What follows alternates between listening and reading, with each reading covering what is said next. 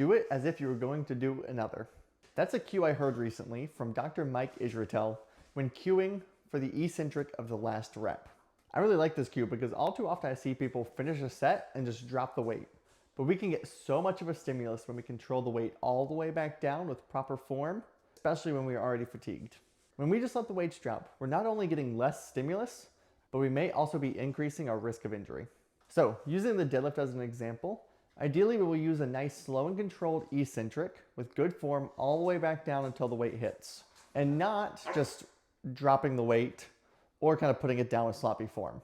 Dropping the weights when we're done robs us of that stimulus that we get from that nice slow and controlled eccentric, and putting the weight down with sloppy form also robs us of that stimulus, but also increases our risk of injury. This doesn't just apply to deadlifts or free weights. It applies to all free weights, compound lifts, isolation lifts, machines, anything that ends with an eccentric component. We want to control it all the way back down and not cheat ourselves out of that last little bit of the rep. So remember, when you're on your last rep, make sure to do it as if you were going to do another and don't get sloppy with it. Keep your form good and focus on that slow and controlled eccentric. You got this.